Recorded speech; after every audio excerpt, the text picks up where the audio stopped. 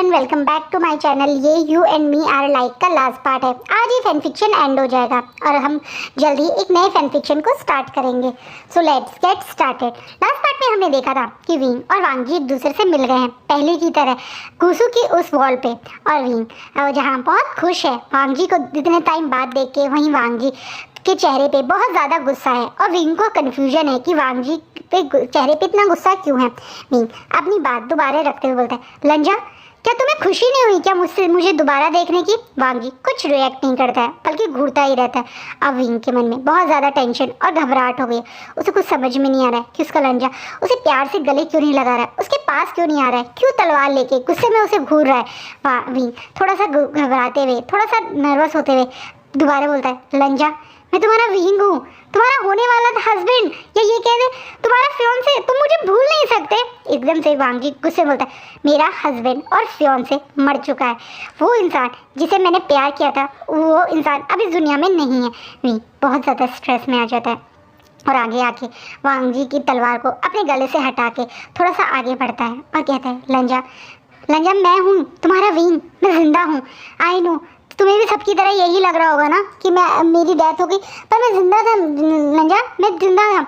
अच्छा जब मुझे पता है तुम जिंदा हो, लेकिन तुमने ऐसा क्यों किया? अब वांगजी थोड़ा शॉकिंगली वांगजी के मुँह से सुन के शॉक में देख रहा है। मुझे ब्रदर ने बताया था कि तुम जिंदा हो 2 दिन पहले, और मैंने ब्रदर से साफ कह दिया था मुझे तुमसे अब नहीं मिलना। अब बहुत शॉक्ड में कि वांगजी ऐसे क्यों कह रहे हैं। विंग तुरंत आगे आके वांगजी को पकड़ने की कोशिश करता है और वांगजी तुरंत 2 कदम पीछे हो जाता है। विंग बहुत ज़्यादा नर्वस और घबराया हुआ आ गया, लंजा क्यों नहीं मिलना था तुम्हें मुझसे? क्या हुआ लंजा, कि क्यों क्या हुआ? बेचारा विंग थोड़ा घबराते हुए पूछता है। वांगजी अब अपनी आंखों में आंसू भर के गुस्से में विंग की तरफ देखते बोलता है, तुमने सोचा था मेरे बारे में? क्या सोच के तुमने उस केव से छलांग लगाने की कोशिश की थी? क्या सोचा था तुमने कि उस खाई में गिर के तुम क्या साबित करना चाहते थे? अब विंग घबराते हुए वांगजी की तरफ देख रहा है। सच्चाई तो ये है विभूषण कि तुमने कभी मुझे प्यार किया ही नहीं। वो मैं था जो तुमसे प्यार करता था, वो मैं था जो तुम्हारे प्यार में था। पर तुमने तो पहले भी सबके बीच में झूठ बोला था और मेरे साथ भी एक झूठ ही कर रहे थे। अगर तुम मुझे सचमुच में प्यार करते तो मुझे अकेले छोड़ने के बारे में सोच क्या कह सकते थे तुम? अब विंग बहुत ज़्यादा अपसेट हो जाता है ये सुन के कि वांगजी सोचता है कि वो उसे कभी प्यार नहीं करता था। विंग आगे आके वांगजी के दोनों हाथों को पकड़ लेता है और रोते बोलते, नहीं लंजा मैं तुमसे बहुत प्यार करता हूँ, तुम तो मेरी दुनिया हो। मैं तुम्हारे अलावा किसी और को कभी प्यार नहीं कर सकता था। तुम्हें ऐसा क्यों लग रहा है कि मैं तुमसे प्यार नहीं करता था? तुम मेरी जान हो, मेरी धड़कन हो, मेरा सब कुछ हो, तुम ऐसे नहीं कह सकते। तुम्हें मैं बहुत प्यार करता हूँ। विंग बहुत कॉन्विंस करने के बाद वांगजी गुस्से में आंसू भरी आंखों से विंग के से अपने हाथ छुड़ाता है और कदम पीछे करते बोलता है, तभी तुम मुझे अकेले छोड़ के चले गए थे ना? क्या तुमने एक बार भी मेरे लिए सोचा क्या होता मेरा? अगर तुम सचमुच में मुझसे प्यार करते तो तुम मेरे से उस दिन शादी करने आते, मुझे छोड़ के मरने की नहीं सोचते। ये बोलने के बाद वांगजी वहाँ 1 मिनट नहीं रुकता और दौड़ा अपनी जिंशी की तरफ चला जाता है। सच्चाई ये है कि वांगजी इस समय बहुत ज़्यादा दुखी और अपसेट है और उसका गुस्सा भी जायज़ है। क्यों विंग ने उसके लिए नहीं सोचा? विंग ने अपनी ब्रदर के बारे में सोच के इस आयन को अपना बेबी बना दिया, अपनी सिस्टर के बारे में सोच के वो उस खाई में गिर गया। लेकिन वांगजी क्या वांगजी की उसकी लाइफ में कोई इंपॉर्टेंस नहीं थी? क्या एक बार भी उसे याद नहीं आया कि वांगजी का क्या होगा उसके बिना? क्यों उसने वांगजी के बारे में नहीं सोचा? वांगजी ये बात सोचते हुए रोते हुए अपने कक्ष में अपनी जिंसी में आके बैठ जाता है। वहीं विंग वांगजी की बात सुनने के बाद दौड़ा उसके पीछे जाता है। वो तुरंत इससे पहले वांगजी अपना गेट बंद कर पाता है उस जिंशी के अंदर घुस जाता है। वांगजी गुस्से में विंग से बोलता है, तुम मेरी जिंशी से बाहर जाओ, तुम मेरी जिंशी में नहीं आ सकते। वांगजी का गुस्सा देख के, उसका दर्द देख के विंग सब समझ गया। वो तुरंत आगे आके वांगजी को गले लगा देता है और गले लगा ही रोने लगता है, नहीं लंजा प्लीज़ लंजा, ये मौत से भी ज़्यादा दर्द दे रहा है मुझे तुम्हारा मुझसे गुस्सा होना, मुझे ना छूने देना, मुझे जिंशी से बाहर निकलना, ये मुझे उस दर्द ज़्यादा दर्द दे रहा है। अब विंग रोते हुए बोला, पर वांगजी जो बहुत ज़्यादा नाराज़ है वो विंग से खुद को दूर करके जोर से विंग को धक्का देके पीछे हो जाता है। अब महसूस हो रहा है तुम्हें दर्द क्या होता है। तुम्हें महसूस करा मुझे कितना दर्द हुआ होगा इस 2 साल में। क्यों विंग, क्या मैं तुम्हारे लिए कुछ भी नहीं था? क्यों एक बार भी तुम्हें उस खाई में कूदने से पहले मेरी याद नहीं आई? याद है वो तुमने मुझसे वादा किया था कि तुम मुझसे शादी करके मुझे बीरल माउंटेन ले जाओगे, पर उस दिन मैं उस रेड ड्रेस में तुम्हारी मदर की उस ज्वेलरी में सजा हुआ बैठा रहा, तुम्हारा इंतज़ार करता रहा, लेकिन क्या आया? तुम्हारी मौत की खबर। क्या तुम्हें एक बार महसूस हुआ था मुझे कैसा लगा होगा, मुझे कितना दुख हुआ होगा इन 2 साल में, मैं किस पेन में था? तुम्हें महसूस हुआ? अब वांगी रोते हुए बोलता है विंग, जो जानता है कि उसका लंजा इतना कमज़ोर नहीं है कि वो जरा जरा सी बात पे रो सके। वांगी कभी इतना नहीं बोलता। आज वो गुस्सा भी कर रहा है, रो भी रहा है, अपना दर्द दिखा रहा है, अपने नेचर से बिल्कुल उल्टा कर रहा है। विंग समझ चुका है कि अंदर से उसने अपने लंजा को कितना तोड़ दिया। वो बिना टाइम लगाए तुरंत आगे आके अपने दोनों हाथों से वांगी का फेस पकड़ लेता है और अपने हाथों से वांगी के आंसू पूछते हुए कहता है, मुझे पता है लंजा, मुझे पता है कि उस समय मैंने बहुत बड़ी बेवकूफ़ी करी थी, पर मैं सच कहूँ, मैं जब उस खाई से नीचे गिरा था तो मैं दिल से चाहता था कि मैं जिंदा रहूँ। मेरे मन में तुम्हें एक बार देखने का, तुम्हारे साथ अपनी खुशहाल लाइफ बिताने का बहुत मन था। उस दिन मैंने जो करा, मैं उसके लिए बहुत ज़्यादा सॉरी हूँ। तुम मुझे जो पनिशमेंट दोगे मैं वो सब सह लूँगा, पर लंजा तुम्हारे बिना रहना अब मुश्किल है। मेरा यकीन करो लंजा, अगर मुझे उसी समय होश आ जाता तो मैं दौड़ के तुम्हारे पास आ जाता। मैं तुम्हारे बिना दिन 2 साल शायद को उस एक गहरी नींद में था, लेकिन वो तुम्हारा म्यूज़िक, वो तुम्हारा सॉन्ग जो मेरे कानों में बजता था, बस वही मुझे जीने का सहारा देता था। मेरा मन अंदर से कहता था कि मुझे जगना है, मुझे मेरे लंजा के लिए जगना है, मुझे माफ़ कर दो लंजा, पर तुम्हारे लिए मुझे जीना था, तुम्हारे लिए मुझे अब वापस आना था। मैं बस यही सोचता था। वांगी अब रोते हुए अब विंग से कहता था, तुमने मुझे बिल्कुल प्यार नहीं किया विंग, अगर तुम मुझे प्यार करते तो मुझे छोड़ के नहीं जाते। वांगी ये बोल रहा है बच्चों की तरह, विंग के चेस्ट पे हाथ मार रहा है, विंग से कोशिश अपने आप को हटाने की कोशिश कर रहा है और विंग प्यार से उसे मनाने की कोशिश कर रहा है। वांगी ने अपनी पूरी लाइफ में कभी शायद ये नखरा, ये गुस्सा, ये नाराज़गी किसी से नहीं करी, जिद तो उसने शायद कभी नहीं करी किसी चीज़ के लिए, लेकिन आज वो विंग से सब जिद कर रहा है, सब गुस्सा कर रहा है, वो अपनी नाराज़गी दिखा रहा है। एक छोटा बच्चा जिस तरीके से गुस्सा होता है, हाथ पैर पटकता है, वो सारे काम कर रहा है और विंग बड़े प्यार से उसके साथ उसे मना रहा है। वो कोशिश कर रहा है कि वांगी के उस 2 साल के दर्द को वो समझ चुका है कि कितना दर्द हुआ होगा विंग के बिना वांगी को, तो वो उस दर्द को कम तो नहीं कर सकता, लेकिन अब उसके साथ रह के वो हमेशा उसे सारी खुशियाँ देगा। वो यही वादा वांगी से बार बार कह रहा है कि अब वो उसे कभी छोड़ के नहीं जाएगा, वो हमेशा उसे खुश रखेगा, बस वो एक बार उस पर गुस्सा ना करे। इनके इस नखरे, इस प्यार में काफ़ी देर हो जाती है। फाइनली लड़ते हुए रोते हुए वांगी अब बहुत ज़्यादा टायर्ड फील कर रहा है। विंग जब देखता है कि अब रोते हुए उसके चेस्ट के अंदर उसके हाथ पैर चलने बंद हो गए, तो वो धीरे से देखता है कि हाँ अब वांगी थोड़ा शांत हो गया। वो तुरंत नीचे फेस करके वांगी को ज़ोर से किस करने लगता है, जिससे वांगी बहुत ज़्यादा शॉक्ड हो जाता है। विंग बहुत ज़्यादा पेशेंटली वांगी को किस कर रहा है और वांगी गुस्से में विंग से अलग होता है और कहता है, हिम्मत कैसे हुई तुम्हें मुझे किस करने की, अब तुम मुझे कभी किस नहीं करोगे। विंग शॉकिंग लगे, क्या? हाँ, तुमने कहा ना कि अब मैं तुम्हें कोई भी पनिशमेंट दूंगा, यही तुम्हारी पनिशमेंट है। ना ही तुम मुझे अब कभी किस कर सकते हो, ना ही टच कर सकते हो। लंजा ये तुम क्या बोल रहे हो? तुम ऐसे नहीं कर सकते। हाँ, तुम चाहते हो ना मैं तुम्हें माफ़ कर दूं, यही तुम्हारी पनिशमेंट है। अब ना ही तुम मुझे कभी टच करोगे, ना ही किस करोगे, दूर रहोगे मुझसे। विंग अब अपने घुटनों के बल आके वांगी के सामने बैठ जाओ। नहीं लंजा ऐसे मत करो, तुम मुझसे अपने आप को दूर नहीं कर सकते। क्यों?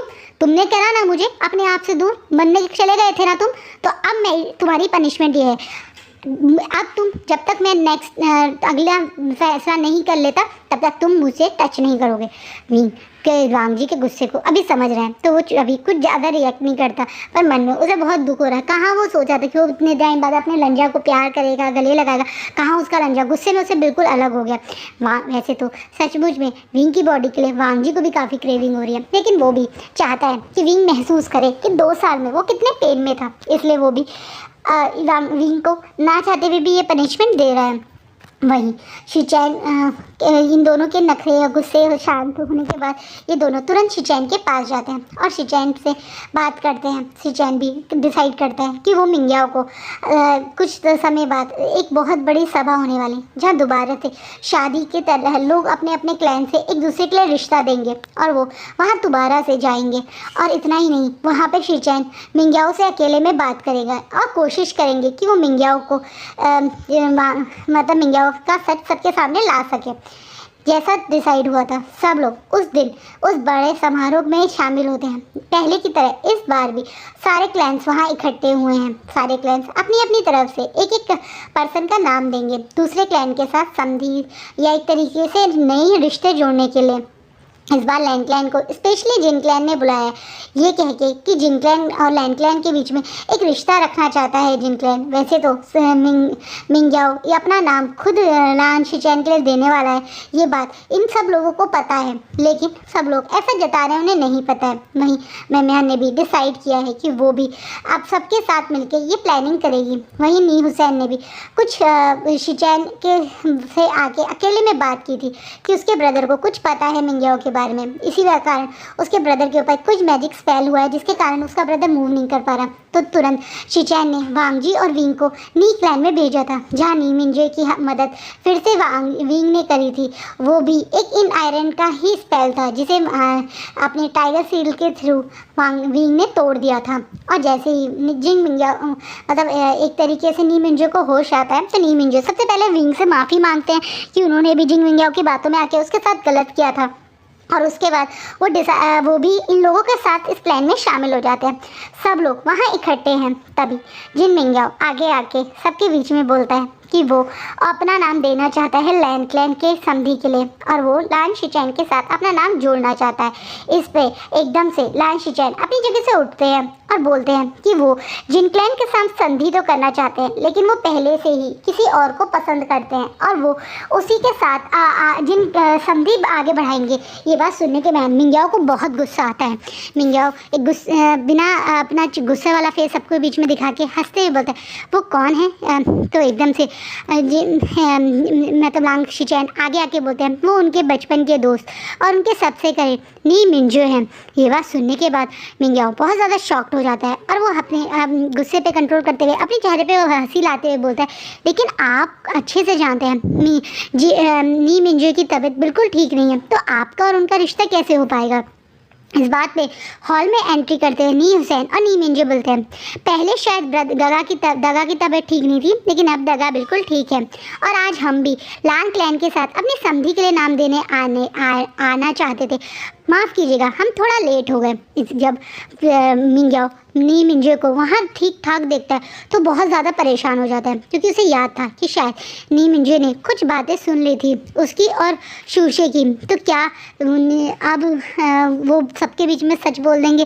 वो इस बात से भी घबराया हुआ है और वहाँ पे उन्हें ठीक देखकर और एकदम से लान शिचैन दौड़े नी मिंजे के पास जाते हैं और उन्हें गले लगा देते हैं।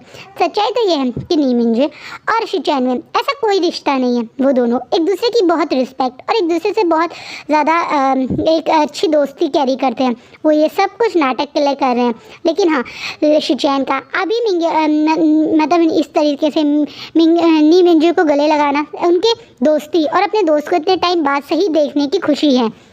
और इस तरीके से शिचैन और मिंग्याओ एक दूसरे के सबके बीच में गले लगा रहे हैं। ये देख के मिंग्याओ को बहुत ज़्यादा गुस्सा आता है। उसे बिल्कुल उम्मीद नहीं थी कि नी मिंजे ठीक हो जाएंगे और इन दोनों की साथ का मतलब इन दोनों का रिश्ता जुड़ जाएगा, ये तो वो कभी नहीं चाहता था।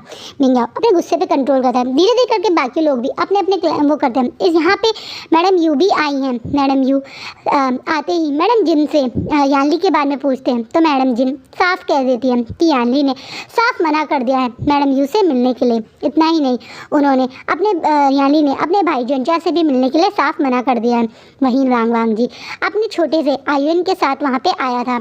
अभी विंग जिन जुशान और यानली के बारे में किसी को कुछ नहीं पता, इसलिए वो लोग सबके बीच में नहीं आए हुए हैं।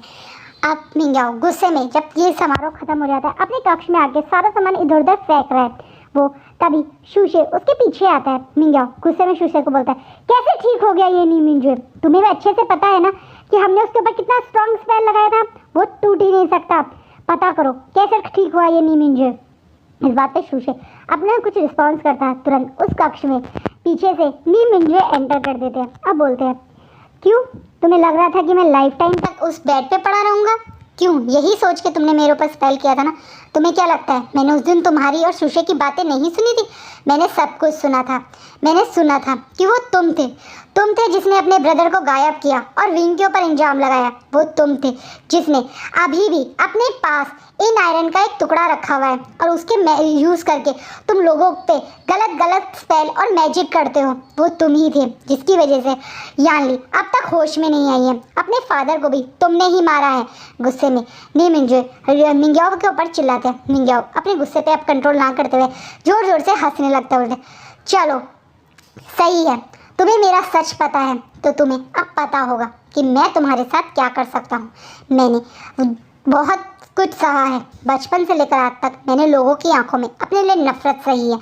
किसी ने भी मुझे कभी इज्जत नहीं दी। अब मुझे वो सब कुछ मिल रहा है जो मैं डिज़र्व करता था। ये क्लैन मेरा ही था।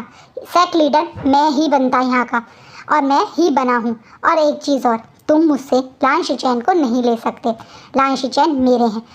जिस तरीके से पहले भी मैंने तुम्हें अपनी मैजिक से पूरे बेड पे कर दिया था, अब मैं तुम्हें इस दुनिया से ही अलग कर दूंगा।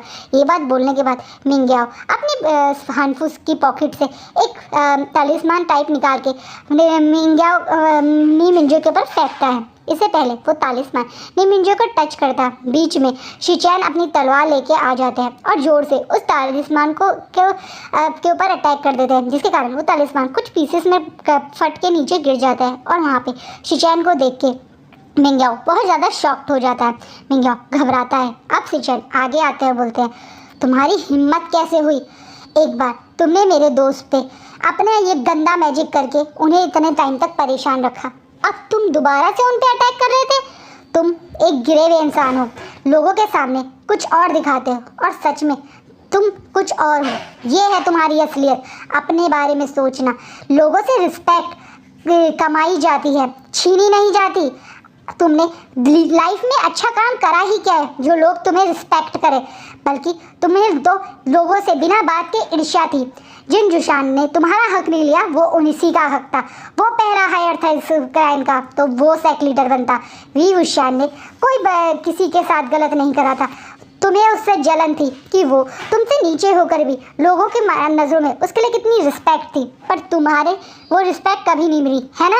इस बात पे मिंग्याओ भी गुस्से में अपने आप रूप दिखाता था। हाँ, मुझे जलन होती थी उस विंग पे।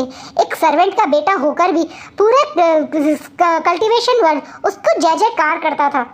इतना गलत करने के बाद भी, आप उस टाइगर सील को इस्तेमाल करने के बाद भी लोगों के बीच में वो देवता की तरह पूजा जाता था। विंग के बारे में वहाँ मिंग्याओ अपने अंदर की जेलसी दिखाता है। और ये बात सुनने के बाद वहाँ पे पीछे खड़े हुए बहुत सारे लोग आगे आने लगते हैं। यहाँ पे सब लोग छुप के इनकी बातें सुन रहे थे और शिचैन ही सबको लेकर वहाँ आए थे। और जिन जुशान भी अब इस दूसरी तरफ से इस कमरे में आ जाते हैं। यहाँ सबको देख के मिंग्याओ बहुत ज़्यादा शॉक्ड है। उसने खुद अपने मुंह से कबूल करा अपना सारा गुनाह। उसके बाद जिस तरीके से उसने अपनी जेलसी विंग के लिए भी शो करी, सबके बीच में आ गई है। अब मिंग्याओ जो बुरी तरह से फंसा हुआ है वो अब अपने घुटनों के बल बैठ के रोने लगता है और सबके सामने मिंग्याओ का सच सामने आ जाता है। वहीं मैडम यू जब देखती हैं कि जिन जुशान और यानली ठीक है तो खुशी से वो दौड़ती हुई यानली के पास जाती है, लेकिन उससे पहले ही यानली उनसे पीछे हट जाती है और वहाँ से जिन जुशान के साथ जाने लगती है मैडम यू। तो और जनचा थोड़ा परेशान होते हुए यानली की तरफ देखते बोलते हैं कि तुम क्यों हमसे नहीं मिल रही? तुम्हें पता है इन 2 साल में हम कितना परेशान थे तुम्हारे लिए। क्यों गुस्सा हो तुम हमसे यानली? इस बात पे यानली गुस्से में अपनी मदर को देखते बोलते, आपका मेरा कोई रिश्ता नहीं है। किस हक से आप मेरे लिए परेशान थी? आपने जो करा है आपने और जनचा ने जो करा है, उसके बाद मुझे तो आप लोगों से अपना रिश्ता सोचकर भी आपसे मैं जुड़ी हुई हूँ सोचकर भी मन में दुख होता है। इस बात पे जनचा गुस्से में अपनी बहन के ऊपर गुस्सा करते बोलता है, सीजे ये आप क्या बोल रही हैं? आपको पता है 2 साल से मदर की क्या हालत थी? आपके लिए क्या किया है मैंने और मदर ने जो आप हम पे इतना गुस्सा कर रहे हो? क्यों? तुमने सुना मिंग्याओ ने क्या कहा? गलती उसकी थी, लेकिन तुम खुद उसको मारने ब्यूरन माउंटेन चले गए। तुम्हें क्या लगता है मैं अगर उसके तीर के आगे नहीं आती तो क्या तुम मेरे भाई को नहीं मारते? तुम तो उसके लिए इतनी नफरत रखते हो अपने अंदर कि मेरा वहाँ होना ना होना कोई फर्क नहीं पड़ता था। तुम तो यहाँ से उसे मारने के लिए ही गए थे। अब जनचा अपनी बात रखते हुए मदर पे और मुझ पे गुस्सा करके क्या फ़ायदा सीजे? उसने हमारे फादर को हमसे दूर कर दिया। क्या आप भूल रहे हो इस बात पे? जानली गुस्से में बोलते हमारे फादर हमसे दूर विंग ने नहीं बल्कि उस वैन क्लैन ने किए थे। उस वैन चाओ ने किया था और उसकी सज़ा विंग ने उसे दे दी थी, तड़पा तड़पा के मार के। तुम्हें क्या लगता है कि वो वैन क्लैन वाले सचमुच में हमारे खास थे? वो उन्हें तो अगर विंग नहीं तो कोई और मौका मिल जाता लोगों को मारने का, पर तुमने अपना गुस्सा अपनी फ्रस्ट्रेशन विंग के ऊपर निकाल दी। माँ और मदर, विंग तो हमेशा आपको प्यार करता था, रिस्पेक्ट करता था। आपने क्या किया? मौका मिलते ही अब विंग को हम सबकी लाइफ से निकालने का तो वही किया जो आप बचपन से चाहती थी। आप बचपन से विंग से चिढ़ती थी, आप बचपन से विंग से नफरत करती थी और मौका मिलते आपने अपनी सारी नफरत और गुस्से का आप मेरे भाई जंचा में भर दी। आप दोनों अब अपनी इस नफरत और इस गुस्से में एक साथ खुश रहिए। मैं आपसे कोई मतलब नहीं रखना चाहती। ये बात बोलने के बाद यानी निशान का हाथ पकड़ के वहाँ से चली जाती है और मैडम यू और जंचा एक दूसरे को देखते रहते हैं। तभी वहाँ पे मैं एकदम से वहाँ पे मैडम जिन आती हैं और मैडम यू के पास खड़े होकर बोलती है मैं तुम्हें बहुत अच्छा अपना दोस्त मानती हूँ, इसलिए मैं तुमसे बता सकती हूँ कि तुम्हारी अंदर की नफरत से तुमने एक तरीके से अपनी ही लाइफ बर्बाद कर दी। तुम्हें क्या लगता है जो तुमने या जंचा और विंग के बीच में ये नफरत पैदा की है उससे तुम्हें कुछ फ़ायदा हुआ? कोई फ़ायदा नहीं हुआ। इस नफ़रत में तुम भी जलती रही और अपने बेटे को भी जलाती रही।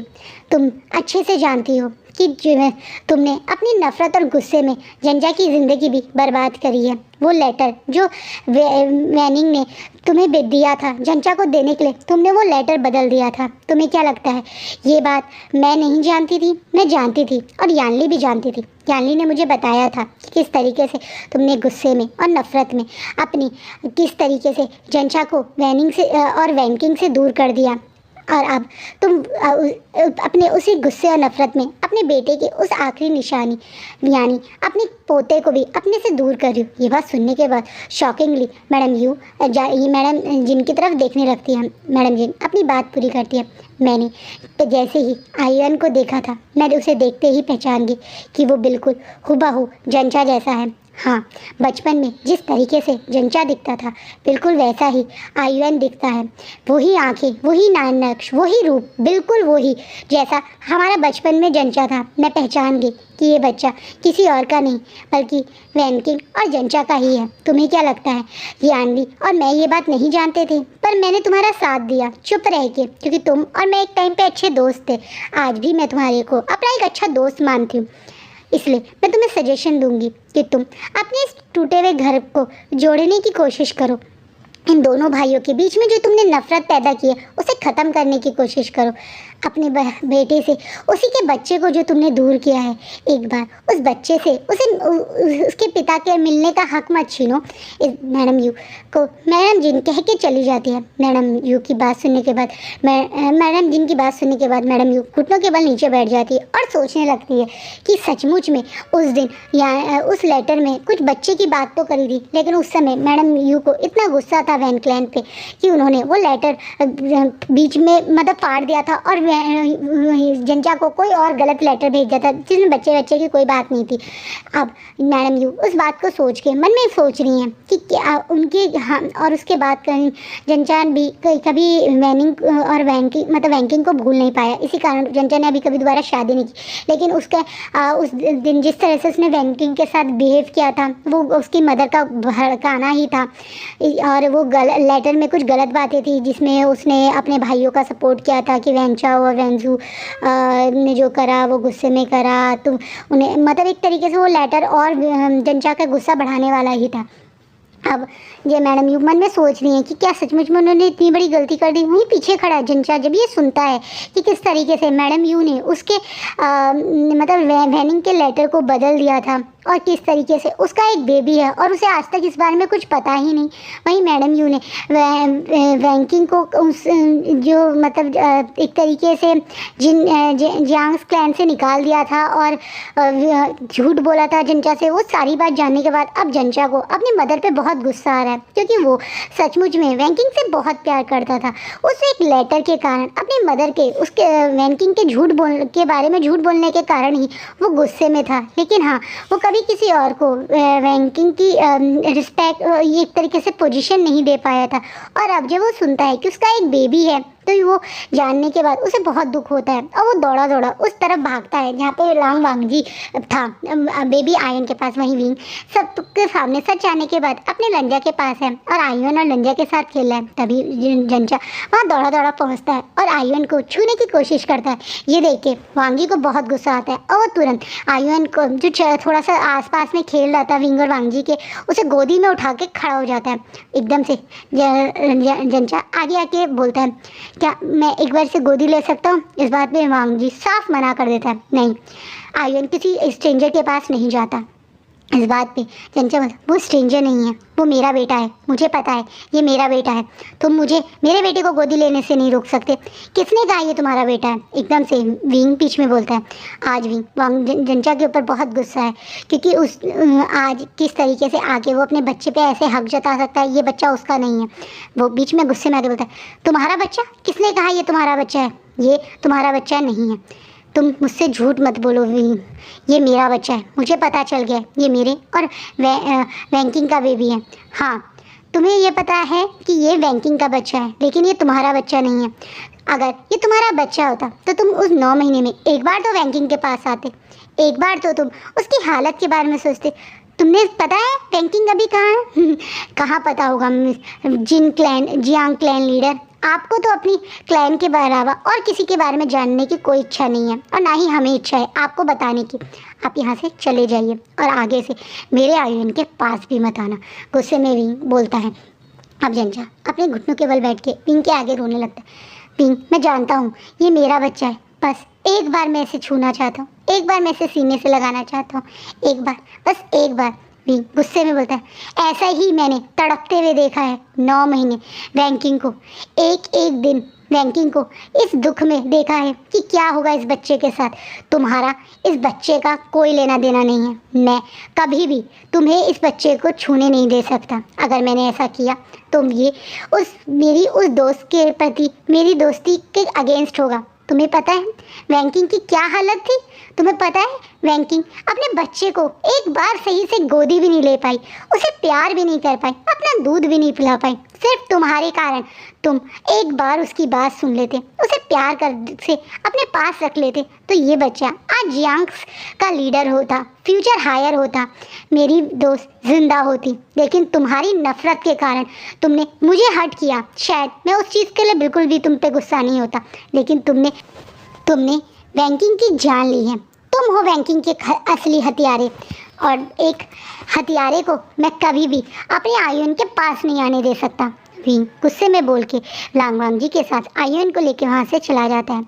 और ये बात सुनने के बाद जंचा वहीं बैठा हुआ रोता रह जाता है, क्योंकि ये सच है। कहीं ना कहीं वैंकिंग की मौत एक बहुत बड़ा कारण है जंचा का उसको निगलेक्ट करने का, उसकी बात ना सुनने का। और जब जंचा ये सुनता है कि वैंकिंग मर गई थी और वो अपने बच्चे को एक बार देख प्यार भी ठीक से प्यार नहीं कर पाई, तो उसे मन में और ज़्यादा दुख होता है। वो वहाँ से रोते हुए अपने भारी मन के साथ दोबारा अपनी बहन से भी मिलने की हिम्मत नहीं करता और जियांग्स क्लैन वापस चला जाता है। इतना ही नहीं, उस दिन के बाद से मैडम यू और जंचा की आपस में बात बिल्कुल बंद हो गई। मैडम यू से बात करना, मैडम यू को इम्पोर्टेंस देना जंचा ने बिल्कुल बंद कर दिया। वो सिर्फ अपने सेक्ट के लिए काम करता रहता है। कभी कभी जीलिंग से मिलने आ जाता है, जिसे मैं यानी रोकती भी नहीं, क्योंकि 2 साल में जीलिंग को सबसे ज़्यादा प्यार अगर मैडम जिनके बाद किसी ने किया था तो जंचा ने ही किया था। वहीं कभी कभी छुप के दूर से जंचा लैंडक्लैन में जाके अपने बेटे को भी देखने की कोशिश करता है। वैसे तो लैंडक्लैन में उसका आना जाना लगा रहता था सेक्ट के काम के कारण, लेकिन उसके बावजूद भी कभी भी उसके अंदर हिम्मत नहीं हुई कि वो विंग और वांगजी के पास दोबारा से जा सके, अपने बेटे को छू सके, क्योंकि विंग की वो बातें आज तक उसके दिमाग में गूंजती थी कि उसी के कारण अब वैंकिंग इस दुनिया में नहीं है, उसी के कारण वैंकिंग अपने बच्चे को गोदी में नहीं ले पाई, उसी के कारण वैंकिंग अपने बच्चे को प्यार भी नहीं कर पाई, दूध भी नहीं पिला पाई। उसे ऐसा लगता है कि वही सबसे बड़ा एक तरह से गुनहगार है। अगर वो अपने गुस्से में अंधा ना होता तो आज उसकी फैमिली होती, वैंकिंग और उसका आयन उसके पास होता। वो इस गिल्ट में पूरी लाइफ जलता रहेगा। वो यही बात सोच के वहाँ से चला जाता है। वहीं विंग और वांग जी का अलग की तरफ कुछ अलग ही हो रहा है। वांग जी ने विंग को बहुत ज़्यादा परेशान किया। उसने करीबन 6 महीने तक विंग को अपने आप को टच भी नहीं करने दिया। विंग बहुत ज़्यादा फ्रस्ट्रेट होता रहता था, वांग जी को मनाता रहता था, फ्लर्ट करता रहता था, छेड़ता रहता था, लेकिन वांग जी बिल्कुल भी उसकी किसी भी फ्लर्ट पे रिएक्शन नहीं करता था। विंग बहुत ज़्यादा आयुन का भी ध्यान रखता था। आयुन और उनको वांग जी ने अब अपने गोद मतलब एक तरीके से लान शिजोई बना दिया है और उसका नाम अब लान शिजोई पड़ गया। ये बात सुनने के बाद विंग बहुत ज़्यादा खुश होता है। वहीं विंग और वांग जी अब लैंड क्लैन छोड़ के कहीं और रहने की सोच रहे हैं।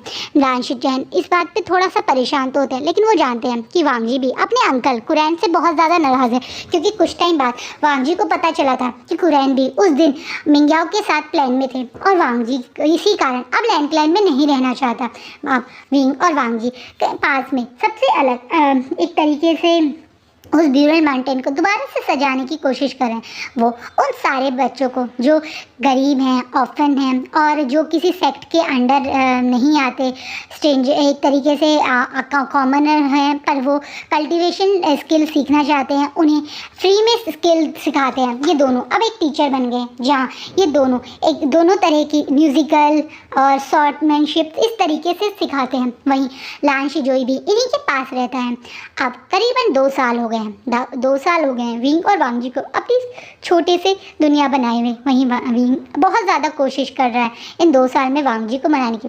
वांग जी ने जैसे सोचा था, उसने करीबन 2 साल तक विंग को उतना ही पेन महसूस करवाया जितना पेन उसने सहा था 2 साल तक। 2 साल के बाद आज विंग बड़े मन से बड़ी रिक्वेस्ट करके वांग जी के पास आता है। वो वांग जी को इन 2 साल में करीबन 50 बार प्रपोज कर चुका है कि लंजा दोबारा से शादी कर लेते हैं, दोबारा से अपनी फैमिली दोबारा से मेरे से शादी कर लो, एक बार हस्बैंड वाले पोजीशन पे आ जाओ। पर वांग जी बिल्कुल भी विंग को ना ही अपने पास आने देता था, क्योंकि वांग जी को दिखाना चाहता था विंग को कि उसने उस दिन वांग जी के बारे में एक बार भी ना सोच के मरने का जो डिसीजन लिया, वो एक तरह से सुसाइड जो उसने अटेम्प्ट की वो कितनी गलत थी। और वांग जी का उसे ये फील करवाना भी जायज़ है। सुसाइड कहीं से भी कोई एक सही रास्ता नहीं हो सकती, वो हमेशा से एक नेगेटिव चीज़ है। और वांग जी की ये पनिशमेंट विंग को देना भी उसे सही लग रहा है। इवन मैं भी सपोर्ट करती हूँ, क्योंकि suicide is a wrong thing जो विंग ने करा। इस कारण अब 2 साल करीबन विंग को उतना ही तरसा के आज वांग जी विंग की जब दोबारा से हर बार की तरह प्रपोज कर रहा है, ये सोच के इस बार भी लंजा कहीं ना कर दे, वो एकदम से हूँ करता है। और ये बात सुनने के बाद विंग अपनी जगह से कूद के तुरंत वांग जी को गले लगा लेता है। वांग जी अब विंग को परमिशन दे देते हैं अपने गले लगाने की। इन दोनों की एक बहुत बड़ी काफ़ी ग्रैंड शादी होती है, जिसमें सब लोग आते हैं। ये शादी ग्रैंड इस वजह से है क्योंकि ये कोई बहुत बड़े समारोह या उस तरीके से नहीं हो रही, बल्कि ये ग्रैंड इसलिए हो रही है कि हर क्लैन के सभी लोग, चाहे वो बड़े हों, कॉमनर हो, सेक्ट लीडर हो, कल्टीवेटर हो, हर कोई इस शादी में शामिल हो रहे हैं। क्योंकि इन दोनों ने जिस तरीके से पिछले 2 साल से इस कल्टीवेशन वर्क का भला किया है, बिना किसी स्वार्थ के लोगों की मदद करी है, उस कारण सारा कल्टीवेशन वर्क इन दोनों को, इस कपल को बहुत रिस्पेक्ट करता है। इसी कारण वो इस कपल की शादी में आए हैं। इन दोनों ने अपनी सबके बीच में तीनों बोल लिए, एक दूसरे को हस्बैंड एंड हस्बैंड माना। आज वांग जी बहुत खुश है कि वो आखिरकार फाइनली अपने विंग के साथ हैं और ये दोनों अपनी एक नई लाइफ स्टार्ट कर रहे हैं। विंग और वांग जी की एक नई चैप्टर शुरू होने जा रहा है, जहाँ ये दोनों एक हैप्पी टाइम बिताएंगे, जहाँ इनका बेबी आर्यन इनके पास होगा। इसी हैप्पी एंडिंग से हम आज का फैन फिक्शन रोकते हैं। सो होप सो गाइज आपको मेरा ये फैन फिक्शन अच्छा लगे।